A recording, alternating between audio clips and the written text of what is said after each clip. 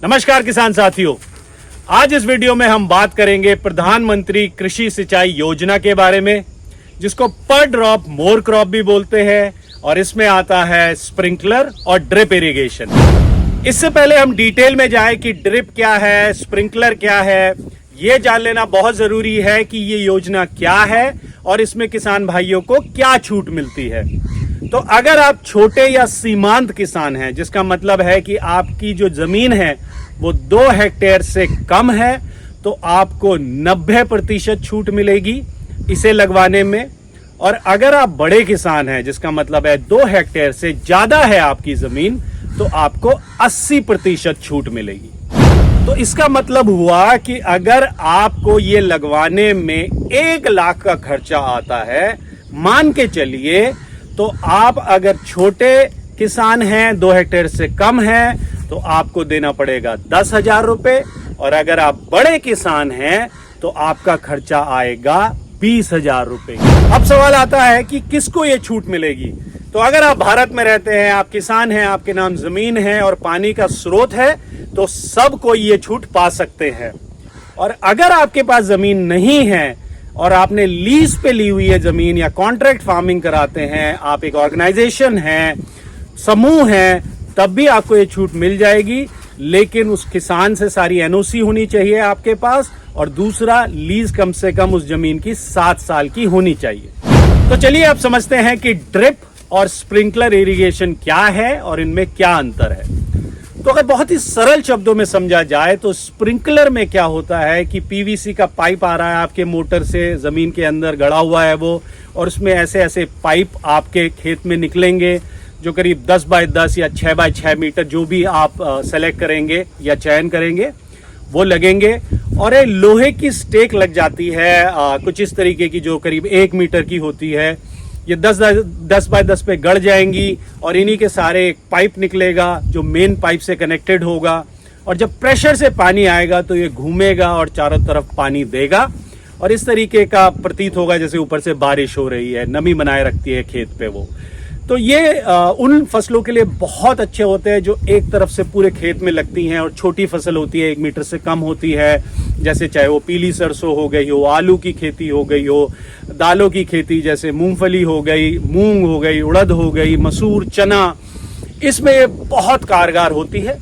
वहीं अगर ड्रिप की बात करें तो ड्रिप वहां लगती है जहां पौधों में एक समान दूरी होती है, और वो या तो बेड पे कुछ ऊंचाई पे लगाते हैं आप, जैसे पपीते की खेती करते हैं या सब्जी की खेती करते हैं, जिसमें कुछ कुछ दूरी पे आप अपने पौधे लगाते हैं और हर जगह आपको पानी नहीं चाहिए। तो उसमें क्या होता है कि ऊंचाई में पाइप नहीं लगते हैं, वो नीचे पाइप लगते हैं। वो पाइप भी अलग होते हैं, मेन पाइपलाइन से कनेक्टेड होते हैं, और ये इस तरीके का पाइप होता है जो पूरे खेत में आपके, जैसे ये बेड लगे हुए हैं, इसके ऊपर हमने पपीते लगाए हुए हैं और ये ड्रिप लगाई हुई है, इसमें बूंद बूंद कुछ इस तरीके से पानी आता है। तो ये सब्जियों में बहुत कारगर है, या कुछ ऐसे फल के पौधे जो आप समान दूरी पे लगाते हैं और उसमें आप बहुत कम पानी चाहिए, बहुत ज्यादा पानी नहीं चाहिए और सारे में पानी नहीं चाहिए। इन ड्रिप्स में आप ये कंट्रोल कर सकते हो कि आपको हर घंटे में कितना पानी चलाना है। तो अलग अलग ड्रिप के अलग अलग कॉन्फ़िगरेशन होते हैं, उसके हिसाब से आप पहले ही बता दीजिए कि मुझे 1 घंटे में इतना पानी चाहिए, आधे घंटे में इतना पानी चाहिए, वो सब सेट किया जा सकता है। दूसरा, आपके जो सेटअप लगता है, जहां आपका ट्यूबवेल है, जहां से मेन कनेक्टिविटी होती है, वहां पे एक चीज होती है, वेंचुरी कहते हैं उसको, वो लग जाती है, जिससे कोई भी कीटनाशक या तरल पदार्थ आप पानी के साथ डालना चाहते हैं अपनी फसल में या पौधों में, तो डायरेक्टली वहां से आप लगा सकते हैं। तो ये बहुत आसान बन जाता है आपके लिए, चाहे वो उसका फसल की देखभाल करनी हो, फसल को टाइम से पानी देना हो, कितना पानी देना हो, ये सब बहुत आसान हो जाता है। तो किसान भाइयों, कहीं ना कहीं हमें इस सवाल का जवाब भी मिल गया होगा कि मुझे ड्रिप लगवानी चाहिए या स्प्रिंकलर, क्योंकि किस तरीके की आप उपज लेना चाहते हैं, कौन सी फसल लगाते हैं, उस पर डिपेंड करेगा कि ड्रिप लगवाएं या स्प्रिंकलर। आप दोनों का चयन कर सकते हैं, आधे में ड्रिप आधे में स्प्रिंकलर, या कहीं ड्रिप कहीं स्प्रिंकलर, या पूरे में ड्रिप या पूरे में स्प्रिंकलर, ये आपके ऊपर है। अब बात आती है कि कैसे मैं इस योजना का लाभ उठाऊं। तो अगर आप कंप्यूटर जानते हैं या आपके परिवार में कोई है जो लैपटॉप या कंप्यूटर पे कुछ कर सकता है, तो गवर्नमेंट की एक वेबसाइट है कुछ इस तरीके से, वहां आप जा सकते हैं, आवेदन ऑनलाइन भर सकते हैं और जो पेमेंट है आपके हिस्से में जो आता है 10% या 20% के हिसाब से वो आप जमा कर दे सीधे गवर्नमेंट को और आपका काम शुरू हो जाएगा। अगर आप कंप्यूटर नहीं जानते हैं तो आप सीधे ब्लॉक से संपर्क कर सकते हैं या बागवानी विभाग में सीधे संपर्क कर सकते हैं या कृषि से जुड़े हुए किसी भी ऑफिसर के पास जाके आप उनकी सहायता ले सकते हैं। तो अब सवाल आता है कि कितना समय लगता है इस योजना का लाभ उठाने में आवेदन भरने के बाद। तो बहुत ज्यादा समय नहीं लगता दोस्तों। जैसे ही आप आवेदन भर देते हैं या सीधा बागवानी विभाग में जाके किसी ऑफिसर के सामने ये आवेदन भरते हैं, उसके बाद आप अपना भुगतान करें, चाहे 20%, 10% जो भी आपके खाते में आता है। उसको करने के बाद आपके यहाँ सर्वेयर टीम आ जाएगी जो सर्वे करेगी, पूरा खेत देखेगी, लेआउट देखेगी, कहाँ पे पानी का स्रोत है, कैसे पाइपलाइन डलनी है, किसान से समझेगी और उसके बाद जो सामान है वो आपके पास आ जाएगा, चाहे वो पाइप हो और बाकी चीज़ें हों, जितने भी गैजेट्स हैं वो सारे आपके पास आ जाते हैं। फिर एक पूरी टीम आएगी, आपको कुछ नहीं करना है, उसमें टेक्नीशियंस भी होंगे, उसमें लेबर भी होगी जो सारा काम आपका करेगी और बहुत ज़्यादा समय नहीं लगता है इसमें। अगर सब कुछ सही चलता रहा तो हफ्ते भर में पूरा सेटअप हो जाता है। इसमें यह समझना भी जरूरी है कि जो पीवीसी पाइपलाइन है, जो 4 इंची के करीब पाइपलाइन जो डलता है आपका मेन पाइपलाइन जो आपके ट्यूबवेल से चलता है आगे तक, वो तो अंदर गड़ेगा, जमीन के अंदर चला जाएगा परमानेंट 2-2.5 फीट के अंदर। लेकिन बाकी जो पाइपलाइन है जिससे स्प्रिंकलर जुड़े होंगे या ड्रिप जुड़ी होगी, वो पाइप ऊपर होते हैं खेत के।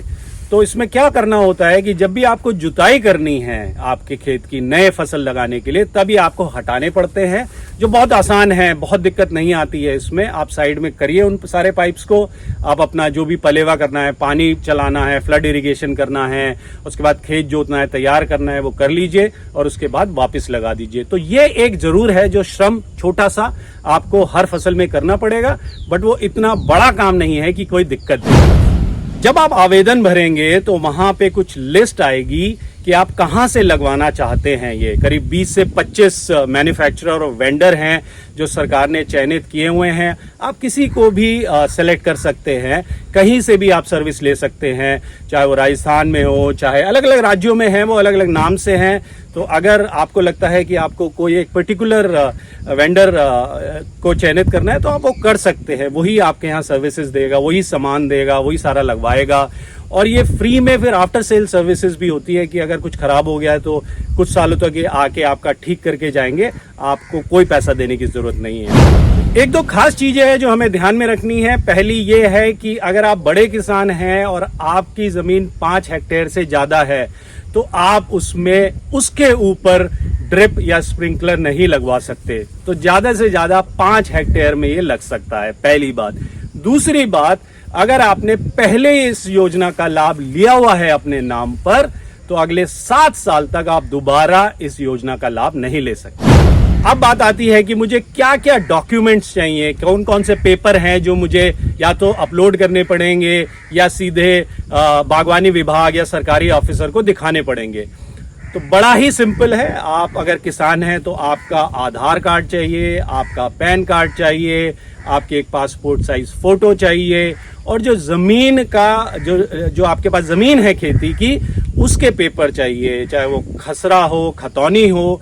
ये 4-5 चीजें हैं जो बहुत ही बेसिक है। ये अगर आपके पास है तो आपको कोई दिक्कत नहीं है। कुछ किसान भाई ये भी जानना चाहते थे कि क्या मैं सोलर से ये लगवा सकता हूं अगर मेरे पास बिजली का कोई और प्रावधान नहीं है, या मैं सोलर यूज करना चाहता हूं, सूर्य एनर्जी।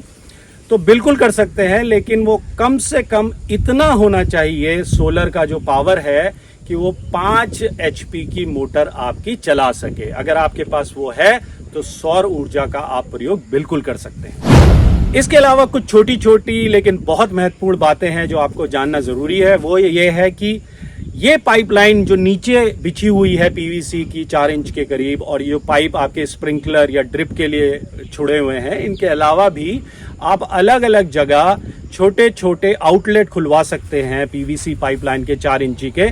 जो आपके खेत तैयार करते समय फ्लड इरिगेशन भी करेंगे। ऐसा नहीं है कि आप फ्लड इरिगेशन नहीं कर पाएंगे, आप वो भी कर पाएंगे, क्योंकि जब आप खेत तैयार करेंगे तो सीधा आपको पानी चलाना है, वो अलग अलग से आपके पास होंगे।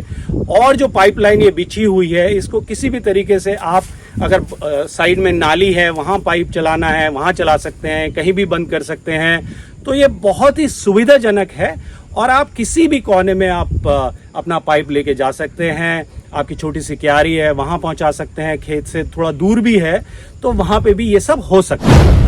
दोस्तों, अब ये सवाल आता है कि क्या मुझे ये लगाना चाहिए? मेरे यहाँ तो फ्लड इरिगेशन चल रहा है, ट्यूबवेल में नाली से ऐसे पानी आता है, सब कुछ तो सही चल रहा है। लेकिन दोस्तों, जिस हिसाब से हमारा पानी का लेवल नीचे जा रहा है, बारिशें कम से कम होती जा रही है, हम सबको इस पे आना चाहिए, क्योंकि इससे क्या होगा, एक तो पानी की वेस्टेज कम हो जाएगी। आपकी जो ज़मीन है जो अभी नाली में इस्तेमाल हो रही है, इतना बड़ा भरा बना हुआ है जिसमें मेन आपका पानी आता है ट्यूबवेल से, वो आपका बिल्कुल बंद हो जाएगा। सारे पानी के स्रोत नीचे जाएंगे तो कहीं से भी पानी बाहर नहीं निकलेगा। और दूसरा क्या होता है, जब आप फ्लड इरिगेशन करते हैं तो पूरे खेत में पानी जाता है, अक्सर ज़्यादा चला जाता है और खरपतवार ज़्यादा हो जाती हैं। तो इससे बहुत फ़ायदा मिलता है, बचाव भी होता है और आपकी पैदावार भी ज़्यादा हो जाती है। तो दोस्तों, इस वीडियो में इतना ही। मैं आशा करता हूं कि प्रधानमंत्री कृषि सिंचाई योजना, ड्रिप और स्प्रिंकलर को लेके जितनी भी जानकारी आपको चाहिए वो इस वीडियो में आपको मिल गई होगी। और अगर मैंने कुछ मिस किया है तो मैं माफी मांगूंगा और आशा करूंगा कि आप कमेंट बॉक्स में अपना सवाल लिखें, जिससे मैं उसकी आपको जानकारी दे सकूं। मैं फिर आऊंगा एक नए वीडियो के साथ, तब तक जय हिंद।